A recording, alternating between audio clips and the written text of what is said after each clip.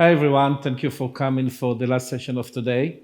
I believe that this technology, generative AI, the thing that is very popular in this conference, is going to create or is creating a major disruption of how we think about data, of how we think about economy. But I also believe that there is a way to build this technology in a way that respects copyright and creativity and human creativity. And it will be built in a way that all stakeholders will earn from this technology. You heard a lot of things about this technology, about generative AI. You might hear that a lot of positions are going to disappear in few months. No more photographer, maybe no more designer, maybe no more developers. You might hear that there is a problem and you need to choose between data ownership and AI innovation, that they cannot coexist. And you also might hear that there is a lot of question about where is the ROI of this technology. Interesting enough, only last week, Anthropic paid $1.5 billion to settle one of the 50 lawsuits that exist currently, put a price of $3,000 a book to train the model, only to settle this rights backward, not even future-wise. So in the next 45 minutes, I really want us to think about how to build this world when generative AI can help everyone, how to build a world when generative AI can coexist with human creativity. So my name is Yair. I have a PhD in computer vision. I saw visual generative AI for the first time in 2014 in a computer vision conference. And since then, I'm, in a way, working in this field. In the last 6 years, I'm the founder and the CEO of Bria. We are a leading responsible AI generative company. So let's talk about it. Let's talk about AI. Maybe we should start by identifying 3 narratives that you might hear and think about this narrative, about overstated narrative. The first one, all creators, all developers, or maybe junior developers, all photographers are going to disappear within a month. It's a very serious acquisition if you think about it. The second one, you need to choose human creativity and copyright or AI innovation. And the last one, there is a revolution that is happening right now.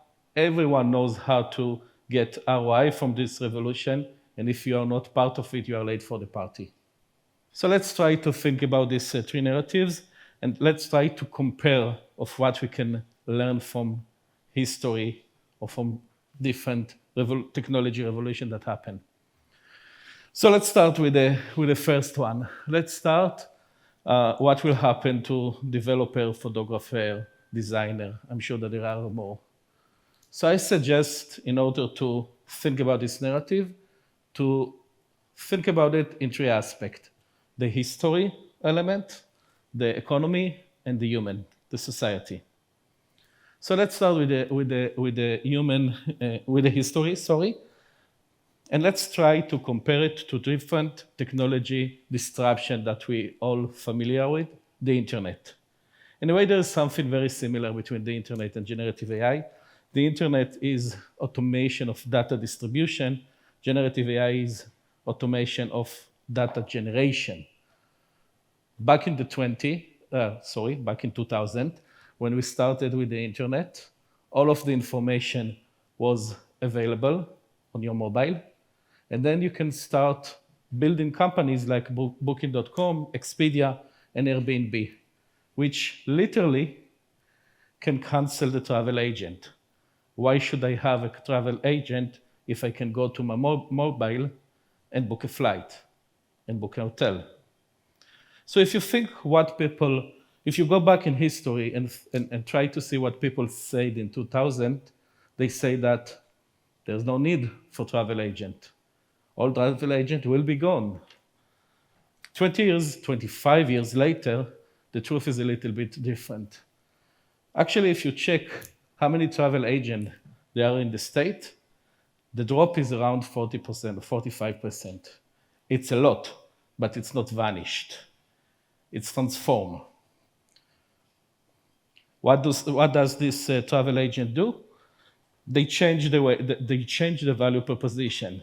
They helping for people that their time is important, that help them to solve a complex itinerary. They create a premium offering. They do something else. True, the productivity improved dramatically, but the market invent itself. So maybe the panic of no more junior developer, maybe it's not in place. More than that, the US Bureau of Labor Statistics think that the number of travel agencies will actually increase in the next 10 years. More example, radio will kill TV, YouTube will kill the TV also, Netflix will kill theater. It doesn't work like that. There is a disruption, there is a value, but maybe it's not as simple as some describe it. Let's think about the economy. What happened to the market? Here, the nice example that I would like to give is the music industry example. There is a drop. There is a significant drop on 2010 of what is the total addressable market of the music industry. But the industry reinvent itself, do something else, and the total dollars spent on music today is actually much higher. There is a shift of the player in the market, and maybe the distribution of the money is not the same as it used to be. There is new market, new monetization method, but it didn't disappear. The last one, a little bit more complex, is the human impact. Approximately $200 billion was invested in the last 20 years in autonomous driving. It's a lot of money. True, there are some implementation in some cities for autonomous driving, but it's a very small fraction of the total cars. And why is that? Because to go in technology progress is not linear. The fact that you jump between ChatGPT 1 to 2 to 3 to 4 in this very big chunk doesn't mean that it will continue like that. And to improve the quality between 80% to 90 is much easier than from 90 to 95, and from 99 to 99.2 is extremely hard. So for one side, there is a dynamics that as you get closer to perfection, it's really hard to improve the technology. On the other hand, there is what people feel about technology. People accept human mistake. People do not accept machine mistake. Even if I agree that for 1 million kilometers, I'm just inventing the number, it's okay to have car accident because this is how it goes, I will not accept it for the machine. The machine needs to be 100 better. Put it together with the fact that it's really hard to go from 90 to 99%, you see why you don't have autonomous driving. But where is the value? The value is when you combine human and machine. From the expectation to have fully autonomous driving, we start to build autonomous driving level 1, 2, 3, 4, 5, and build a system that works together with the driver. Here, it's very easy to show value, and every car today has some level of automation and support from safety to parking. So maybe one thing that we need to chase is not a fully automatic implementation. Maybe it's good to have something which is 98% with the human in the loop, which get the value from this technology. So the market is changed. People will find a new value proposition and there will be some combination of technology and human labor. The second narrative that I want to talk about is you need to choose either AI innovation or copyright, either AI innovation or the rights of creators. It cannot work together.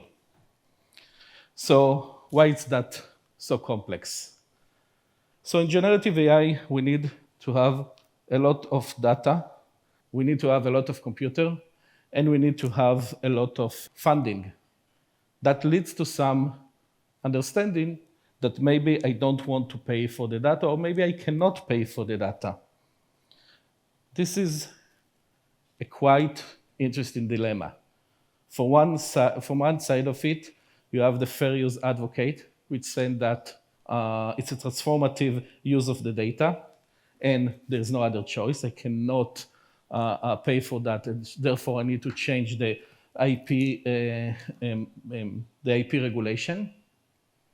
From the other side, you will see argument like creators need to get rewarded for their data. There need to be a better balance between small company and a big company. And actually, if you think about it, IP protection build a lot of industry, from medicine to Hollywood. And you need IP protection to continue and build new market and new industries. For me, the fair use argument is a little bit a twist on the Robin Hood story. Let's take from the poor and give to the rich. I'm not sure that this is how we want to think about the Robin Hood story. So, and indeed, there is a lot of lawsuit in this area.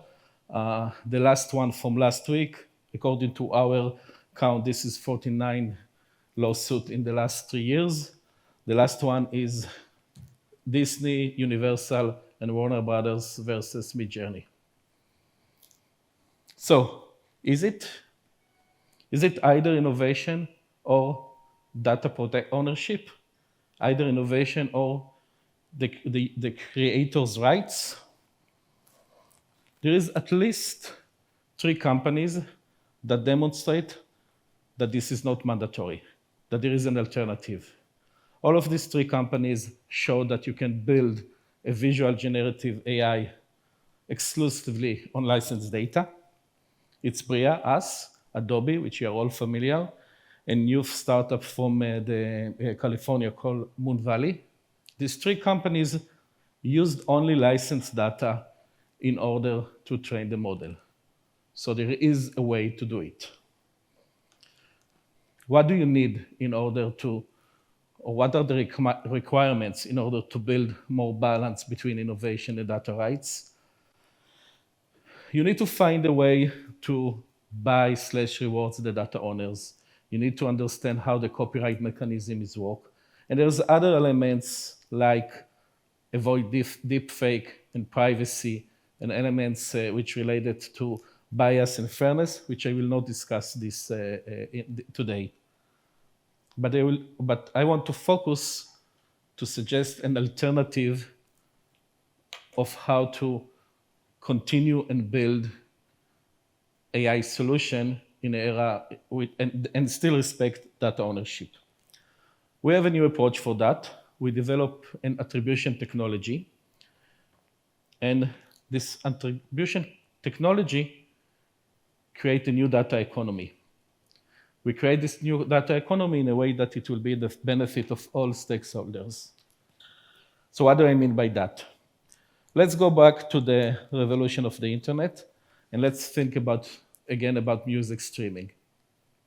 Spotify understand, the same like Pirate Bay and Napster, that there is a value to listen to whatever music that I want, anywhere that I want, anytime that I want. And in order to do so, Spotify upgrade the mechanism of license for music. Instead of buying the song, you buy the right to listen to the song. And that unlock music streaming, probably also video streaming. How does it look in the era of Gen AI? We can license the concept of the data and per concept. So if we generate, so in a way, the attribution mechanism enhance the IP regulation or the IP methodology in a way that it will follow in a way that it will follow in a Gen AI era. How does it work? So think that a platform that generates this image, you can go back in the training set and find all of the visual that contribute the concept for this image. It can be the composition, it can be the color, it can be the texture, it can be the object, it can be the animal. It doesn't really important. But you can bridge between the output and the concept in the training set. And you can quantify it.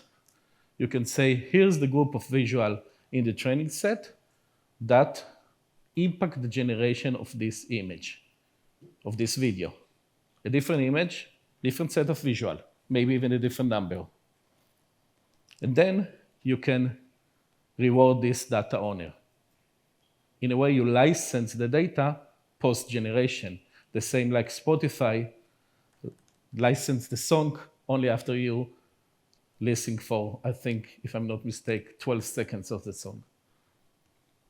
So we have agreement with more than 30 different data partners, Getty Images, Shutterstock, Adato, Deposit Photo, FreePic.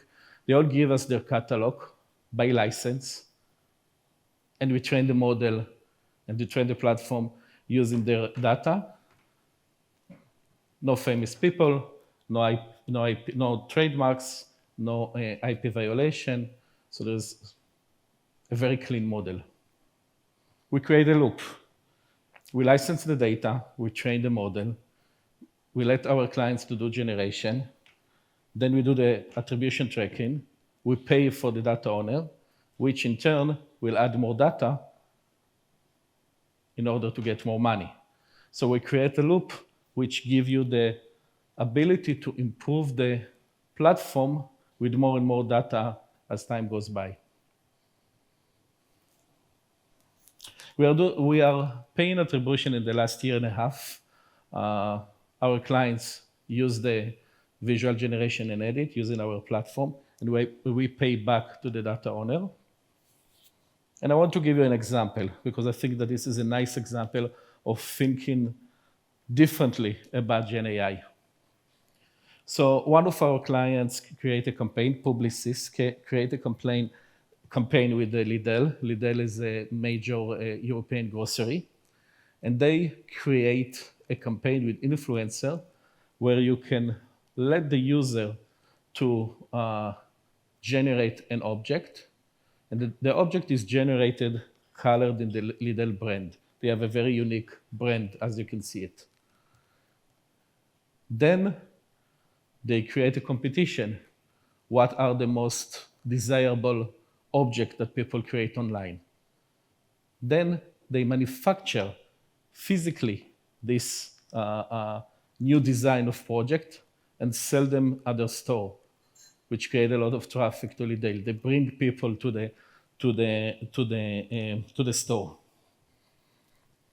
Some data owners that has concept that contribute to this project get rewarded. And that was a data owner which probably will never sell to Lidl anything because it simply was not interesting. You see an image of 3 boxes with 3 colors. No one needs it, but the AI needs it. So now you create a new economy. This project was acknowledged by the marketing community. It's won gold in Lycaon, Clio, and D&D reward. This is the most prestige marketing awards around the year. But the opportunity is bigger than that. The opportunity is that you can now go and rethink about how you stream IP, how you go to a concept like Hello Kitty and enable people to use it in a way that it's safe and reward and protect the brand of Hello Kitty. And at the same concept of the IP streaming, later this year we are going to announce about a program with the Illustrator, which enable them to monetize their brand and their concept in a more frictionless way. So attribution engine is a key to create a new economy around the Gen AI. Let's talk about the last narrative. Everyone is in this party. Everyone create a lot of things with AI, and it's really hard to understand where is the value. So there is maybe there is some gap between what people are saying and what people are doing in this case. The MIT report published 2 weeks ago analyzed the market of Gen AI, interviewed several hundred people, surveyed them, all big enterprise. And the TLDR, the executive summary of this report, something between 30 billion to 40 billion were invested in the last 2 years in implement generative AI solution on the enterprise level, but only 5% of the enterprise can measure and see ROI of this effort. This is a huge number. Only 5% can see value after 2 years of piloting and exploration and hype and discussion. So what was the reason for the failure? So this research by MIT says that while individuals see a lot of value from tools like ChatGPT or Claude, once it gets to the enterprise level, it's much harder for them to do implementation that show ROI. And they count several reasons for that. First, lack of use of the data company. Once I want to create a solution that work with my company, that will bring value to my company, it must be with my data company. It cannot be a general purpose solution in terms of the data. Second, very similar to data, is the process itself. I need to have customized process which is according to what and how my company, my enterprise is working. Then there is a question of continuous learning. How you create a continuous feedback to the AI machine in a way that it will keep improving, not one-time effort. Every AI system that you familiar with continue to learn according to your feedback. Netflix recommendation become better because you choose something and the algorithm learn according to that. Trying to create something which does not have this feedback loop, it's problematic. Lack of the right partners. Companies try to develop something without understanding exactly how these technologies work and then fail in the implementation. And if I need to recommend 6 pillars or 6 elements that you need to make sure that you have when you implement AI mechanism, it will start with trust. You need to build trust with the user. Otherwise, the user, which doesn't get it, maybe feel uncomfortable from this AI, will not use it.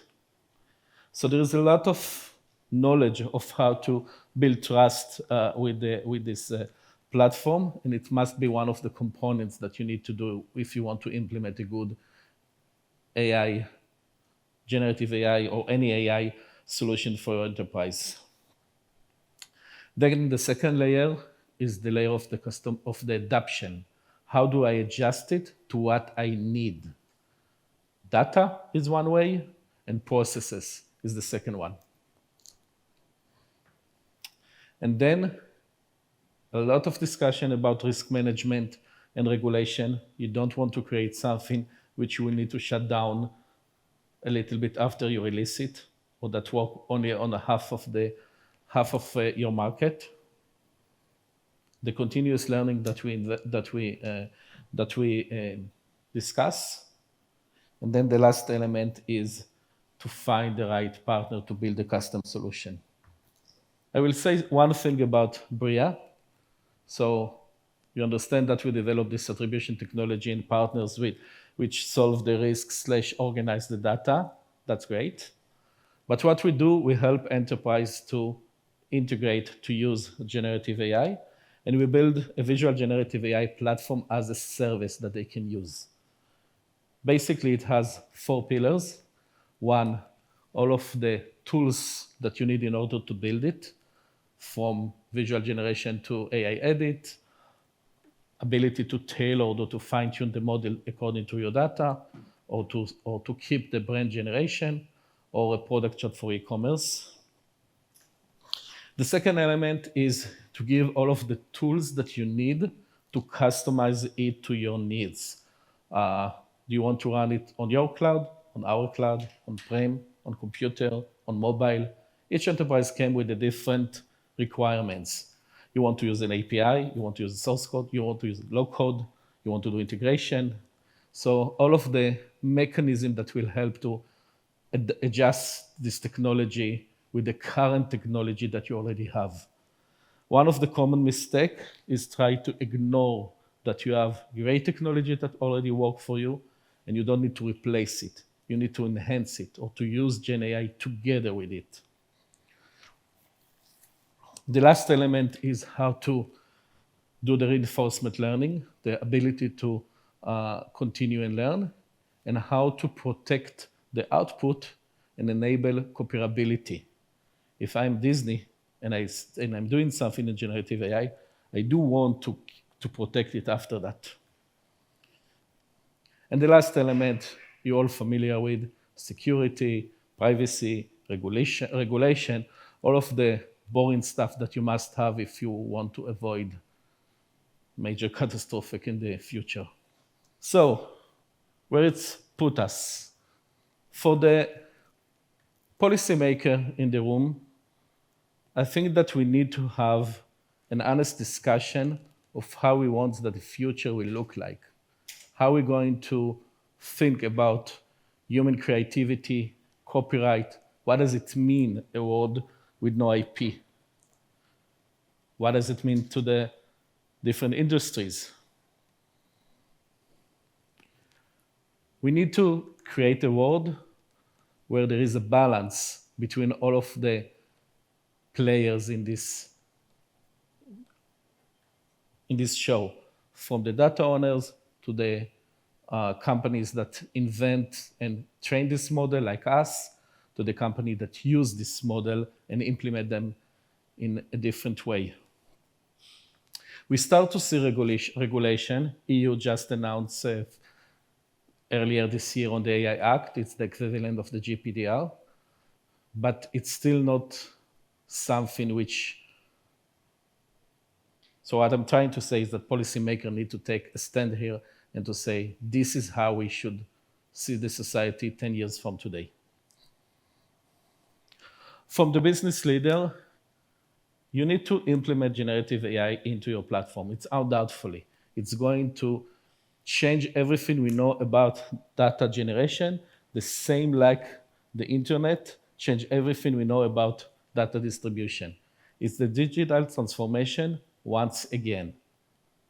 But once you do that, you need to think about what is important to you and what is the thing that you want to build because it will strategically change your business, and not because it's a cool technology. And you need to think how to build it in a way that it will last. It's not one-time build. It's going to have version again and again and again. It needs to work.